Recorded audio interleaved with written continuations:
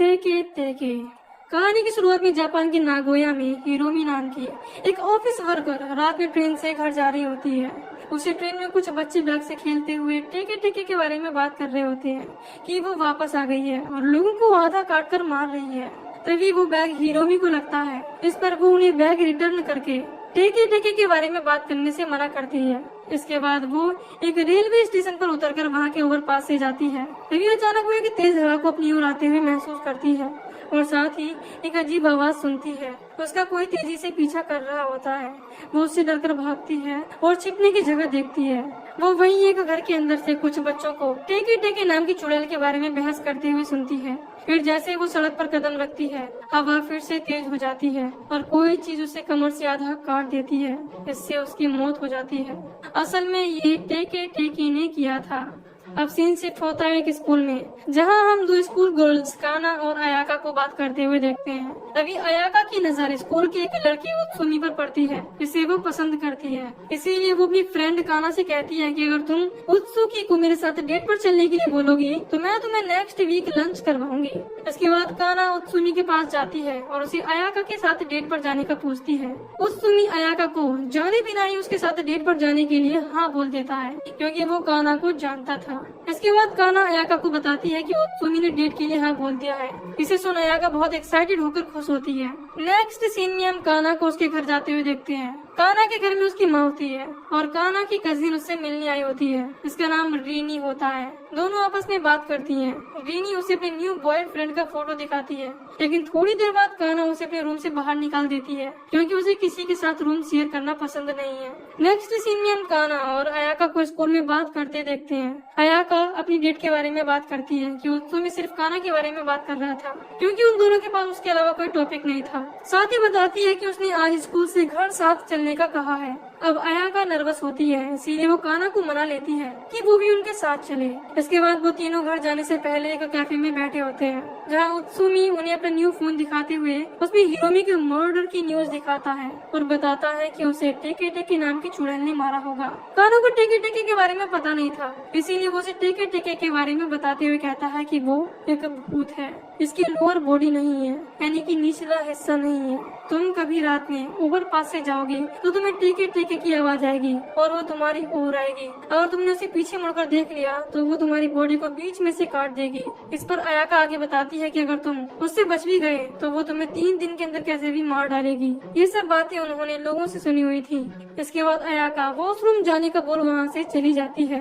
तब काना उत्सुमी से अयाका के बारे में पूछती है कि वो तुम्हें कैसी लगी। इस पर उत्सुमी बोलता है कि मैं उसे पसंद नहीं करता, मैं बस तुम्हारे कहने पर उसके साथ डेट पर गया, क्योंकि हम एक ही ग्रेड में हैं। ये सब बातें अयाका सुन लेती है। इसके बाद उत्सुमी अपने घर निकल जाता है और वो दोनों भी साथ घर जाने लगती हैं। अयाका काना से पूछती है कि तुम उत्सुमी के बारे में क्या सोचती हो। इस पर वो बताती है कि मुझे उत्सुमी के लिए कोई फीलिंग नहीं है, मैं बस तुम्हारे कहने पर यहाँ आई थी। इस पर अयाका गुस्से में काना से कहती है कि तुम हमेशा मुझे नीचे दिखाती हो, तुम्हें लगता है कि मैं स्टूपिड हूँ। ये सब बोल वो ओवरपास वाले रास्ते से घर जाने का कह देती है। अब काना को उसके बातों से बहुत हर्ट होता है। इसके बाद हम अयाका को देखते हैं, जो ओवरपास से जाते हुए सोचती है कि उसे काना से ऐसा नहीं बोलना चाहिए था। तभी अचानक तेज हवा चलती है और उसे अजीब आवाज आती है। जैसे ही वो पीछे मुड़कर देखती है तो वहाँ टेके टेके होती है।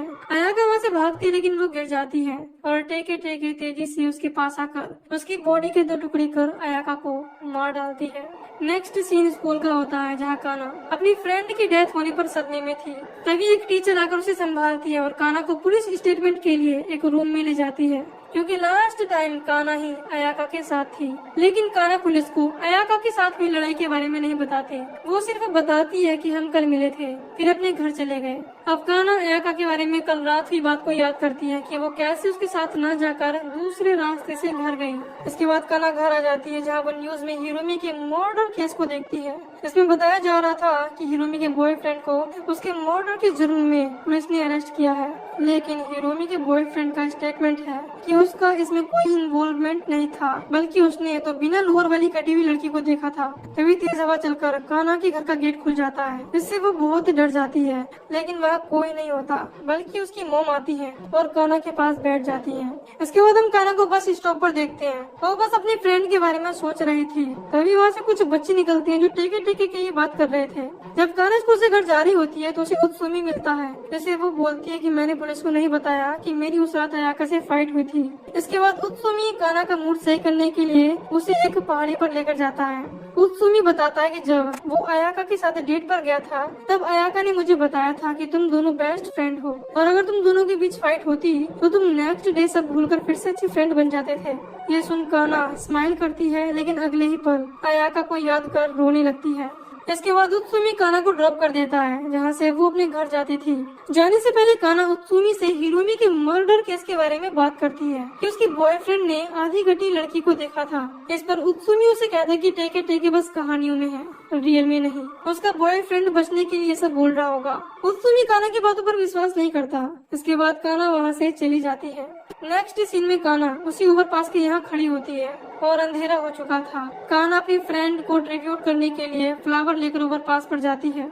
वो अपनी फ्रेंड को याद करके उसे ट्रिब्यूट करती है। दूसरी ओर उत्सुमी को ठीक नहीं लगता, इसीलिए वो वापस काना को देखने जाता है। तभी काना को कुछ आवाज आती है और वो अपनी आंखें बंद कर लेती है। जैसा कि उत्सुमी ने कहा था कि टेके टेके को पीछे मुड़कर मत देखना। इसके बाद टेके टेके उसके पास आती है, लेकिन उसे कुछ नहीं करती। जैसे ही टेके टेके वहाँ से चली जाती है तो काना अपनी आँख खोलती है, लेकिन तभी काना को पीछे से अयाका की आवाज सुनाई देती है और वो गलती से पीछे देख लेती है जहाँ टेके टेके होती है। काना उसे देख भागती है और टेके टेके काना के पीछे पड़ जाती है। तभी उत्सुमी वहाँ पर आ जाता है। काना उसकी साइकिल पर बैठकर वहाँ से भागने को कहती है, क्योंकि टेके टेके अभी भी उनके पीछे थी। लेकिन थोड़ी आगे जाकर साइकिल अनबैलेंस होकर गिर जाती है और तब तक टेके टेके उनका पीछा छोड़ देती है।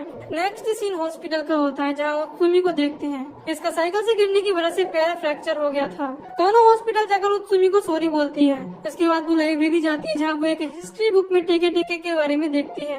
तभी वहाँ रीनी आ जाती है। वो काना को बताती है कि वो टेके टेके के ऊपर रिसर्च कर रही है। काना रीनी से टेके टेके के बारे में पूछती है, जिस पर वो टेके टेके के बारे में वही बातें बताती है जो उत्सुमी और अयाका ने कही थी। काना उससे और डिटेल में पूछती है, इस पर रीनी बताती है कि वर्ल्ड वॉर के बाद ये काकोगवा सिटी की फेमस घोस्ट स्टोरी थी।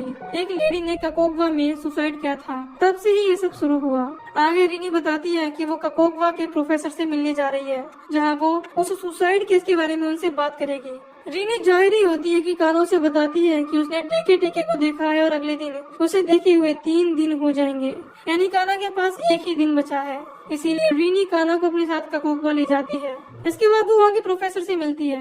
वो बताते हैं कि 60 साल पहले एक लड़की ने ओवरपास से कूदकर सुसाइड किया था, इससे उसकी लोअर बॉडी अलग हुए थे और तभी से ही बिना लोअर बॉडी के भूत का ह्यूमर फैलने लगा।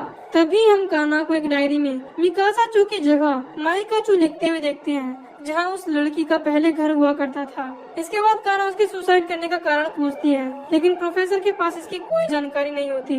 वो बताता है कि उसके साथ कुछ क्राइम हुआ होगा, तभी उसने ये कदम उठाया होगा। इसके बाद काना उस लड़की के घर का पता पूछती है, जहाँ उस लड़की के परिवार में कोई रहता हो। पर प्रोफेसर अपने असिस्टेंट टेकेडा को उनके साथ उस जगह भेजने का बोलता है, ताकि वो उन्हें वहाँ तक सही सलामत पहुँचा दे। इसके बाद प्रोफेसर उन्हें एक रिसर्च के बारे में बताता है कि टेके टेके को लाल कलर बिल्कुल पसंद नहीं है। अगर वो अपने पास आके रेड कलर की कोई भी चीज फेंक दें तो वो उससे बच सकते हैं, लेकिन ये कितना सही और कितना गलत है ये प्रोफेसर को मालूम नहीं था। इसके बाद हम उन दोनों को टेकेडा के साथ उस लड़की के घर पर देखते हैं, जो कि एक ओल्ड लेडी होती है। ओल्ड लेडी की उस लड़की की बहन थी। वो बताती है कि हर साल कोई ना कोई कासिमा के बारे में पूछने आता है। कासिमा उस लड़की का नाम होता है। वो बताती है कि उस टाइम मैं 6 साल की थी जब कासिमा ने 19 साल की उम्र में सुसाइड किया। वो एक खूबसूरत नर्स थी। इसके बाद रीनी पूछती है कि क्या ये सच है कि कासिमा रेड कलर से दूर रहती थी। इस पर वो बताती है कि कासिमा को रेड कलर पसंद नहीं था, वो रेड कलर वाली सारी चीजें घर से बाहर फेंक देती थी। इसके बाद वो लेडी उन्हें कासिमा की सुसाइड करने का रीजन बताती है कि अमेरिकन आर्मी के लोग जब घर लौट रहे थे तब उनकी नजर खूबसूरत कासिमा पर पड़ी, जिन्होंने उसके साथ रेप किया और उसकी बॉडी से ब्लड आने लगा। इसे देख वो एक ट्रोमा में चली गई और यही उसका रेड कलर ना पसंद करने का रीजन था। फिर एक दिन ऐसे ही परेशान होकर उसने सुसाइड कर लिया। अब उनको सारे जवाब मिल जाते हैं और वो दोनों वहाँ से जाने लगते हैं। इसके बाद वो टेकेडा को ड्रॉप करके अपने घर वापस जाने लगते हैं। तभी टेकेडा उनके पास आकर टेके टेके के बारे में बताते हुए कहता है कि जब वो स्कूल में था तो उसने र्यूमर सुना था कि टेके टेके की डेथ के बाद उस जगह पर उसका एक मेमोरियल यानी स्मारक बनाया गया था, जहाँ उसकी सिस्टर रोज खाना और फ्लावर लेकर जाती थी। और जब उसकी सिस्टर की डेथ हुई तब वो मेमोरियल भी अपनी जगह से गिर गया। यही र्यूमर था कि उसी समय से टेके टेके लोगों को मार रही है। साथ ही टेकेडा कहते कि अगर वो मेमोरियल अपनी जगह वापस रखा जाए तो शायद सब ठीक हो जाएगा। इसके बाद वो दोनों उस जगह जाती है जहाँ कासिमा यानी टेके टेके का घर था, जहाँ उसका मेमोरियल बनाया गया था। अब काना अपनी डायरी से उस जगह का नेम पढ़कर मैप में डालती है। तभी रीनी बताती है कि जब वो रिसर्च के लिए ओवरपास पर गई तो उसने भी टेके टेके को देख लिया था। अब उन दोनों के पास ही बस 2 घंटे बचे हुए थे। इसके बाद टेके टेके उन्हें मार डालेगी। आगे हम देखते हैं कि वो एक लोकेशन पर पहुंच जाती है, लेकिन वह कुछ नहीं होता। अब उनके पास सिर्फ 1 घंटा बचा था, इसीलिए वो टेकेडा को कॉल करके टेके टेके के घर का पता पूछती है।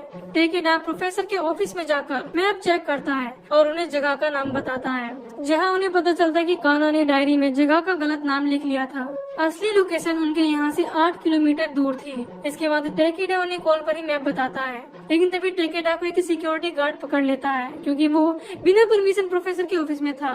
तभी रीनी कंफ्यूज हो जाती है, लेकिन टेकेडा कैसे भी करके उन्हें फोन पर बताता है कि वो राइट टर्न लेकर आगे जाएं। इसके बाद उन्हें ढूंढने पर वो मेमोरियल मिल जाता है जिस पर कासिमा लिखा हुआ था। तभी वहाँ टेके टेके को तेजी से आते देखती है और वो दोनों उस मेमोरियल को सीधा करने लगती है। उस मेमोरियल को सीधा कर देती है और टेके टेके उन पर हमला नहीं करती। अब वो दोनों आराम से कार में बैठी होती है, लेकिन तभी वो कार के पीछे टेके टेके को देखती है और डर कर कार से भागने लगती है। टेके टेके उनका पीछा करने लगती है। तभी काना रेड चीजें कार से बाहर फेंकने का बोलती है और उनकी कार ही एक रेड कलर में थी, इसीलिए वो कार का अचानक ब्रेक लगा देती है, जिससे टेके टेके उससे टकरा जाती है। इसके बाद वो दोनों कार से उतरकर भागने लगती है, साथ ही अपने पास से सारी रेड चीजों को निकाल फेंक देती है। टेके टेके अभी भी उनके पीछे पड़ी होती है। तभी वो दोनों जंगल में बिछड़ जाती है और काना के पास टेके टेके आ जाती है। इसे देख काना बहुत डर जाती है। तभी काना का फोन रिंग करता है। जैसे ही वो फोन निकालती है तो देखती है कि उसका की चेन रेड कलर का है। अब जैसे ही टेके टेके उस पर हमला करने वाली होती है तो वो अपने फोन को फेंक देती है और टेके टेके वहाँ से गायब हो जाती है। इसके बाद वो दोनों एक दूसरे को ढूंढते हैं और एक दूसरे को जिंदा देख खुश होते हैं। रीनी काना के पास आ रही होती है, लेकिन एक कांटे वाले पेड़ के पास से निकलते वक्त उसके सर पर कांटे लग जाते हैं। इसके कारण उसके सर से ब्लड निकलने लगता है।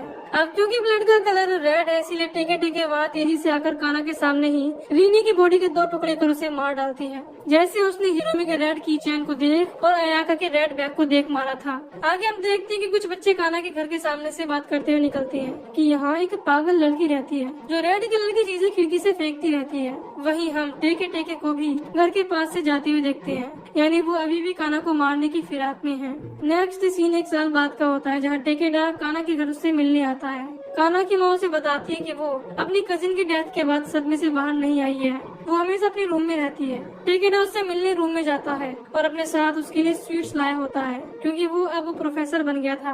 काना उन स्वीट्स के बॉक्स को देख तेजी से चिल्लाने लगती है, क्योंकि वो बॉक्स रेड कलर का था। और इसी के साथ ही मूवी यहीं पर खत्म हो जाती है। तो दोस्तों, अगर आपको इस मूवी की एक्सप्लेनेशन पसंद आई हो तो वीडियो को लाइक और चैनल को सब्सक्राइब कर लीजिए। आपसे न्यू वीडियो में। Till then take care, love you, bye bye.